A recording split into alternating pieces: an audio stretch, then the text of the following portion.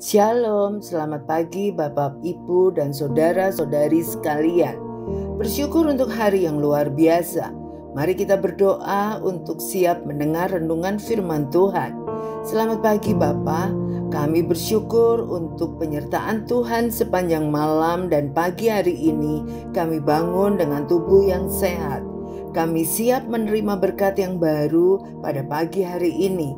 Terima kasih Bapa untuk kebaikan-Mu. Beri kami telinga seorang murid untuk mendengar kebenaran firman-Mu, sehingga firman-Mu berakar di dalam hati dan pikiran kami. Firman-Mu adalah pedoman dan sumber kekuatan dalam hidup kami. Dalam nama Yesus kami berdoa. Amin.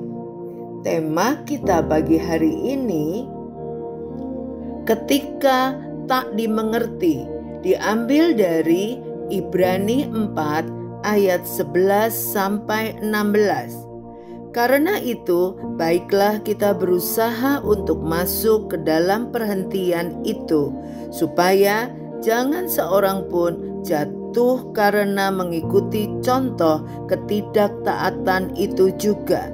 Sebab firman Allah hidup dan kuat dan lebih tajam daripada pedang bermata dua manapun.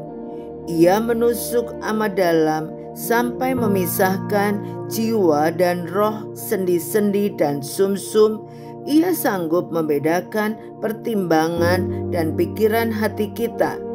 Dan tidak ada suatu makhluk pun yang tersembunyi di hadapannya. Sebab segala sesuatu telanjang dan terbuka di depan mata Dia, yang kepadanya kita harus memberikan pertanggungan jawab.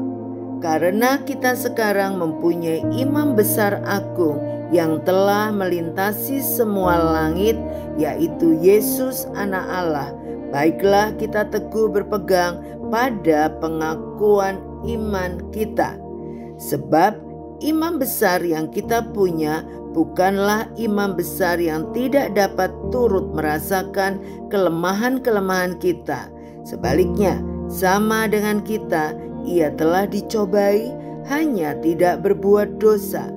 Sebab itu, marilah kita dengan penuh keberanian menghampiri tahta kasih karunia, supaya kita menerima rahmat dan menemukan kasih karunia untuk mendapat pertolongan kita pada waktunya. Perjalanan hidup itu terkadang begitu melelahkan.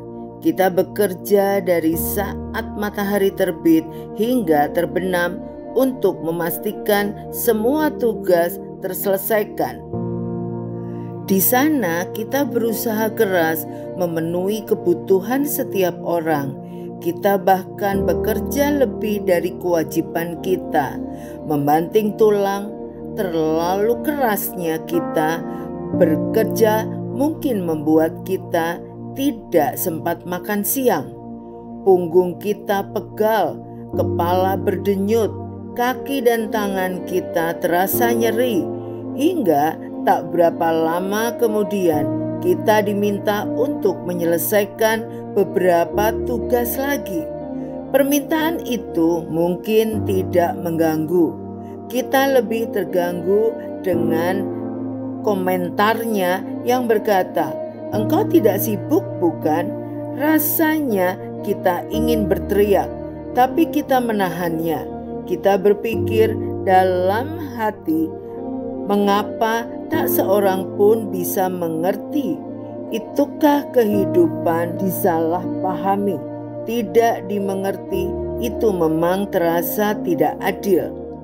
Tapi itulah hidup, memang tidak adil. Berita baiknya adalah ada sebuah pribadi yang sangat mengasihi dan memahami kelelahan kita. Dia adalah Yesus. Yesus kerap disalahpahami dan ia telah dicobai dalam segala hal. Yesus mengerti rasanya lelah dan tidak dihargai orang di sekitarnya. Itulah sebabnya Ia turut merasakan kelelahan dan kelemahan kita. Yesus bahkan berjanji akan memberi kelegaan kepada kita. Yesus mempunyai kasih, kekuatan, dan kasih karunia untuk diberikan kepada kita ketika kita merasa disalah mengerti dan dimanfaatkan. Mendekatlah kepadanya, ungkapkan kelelahan kita, dan Ia akan memberi kelegaan untuk kita. Saya dan suami melayani Tuhan karena kami sangat mengasihi Tuhan. Kami melakukan dengan segenap hati, segenap kekuatan kami, bahkan sampai babak belur dalam hal waktu, tenaga, dan pikiran.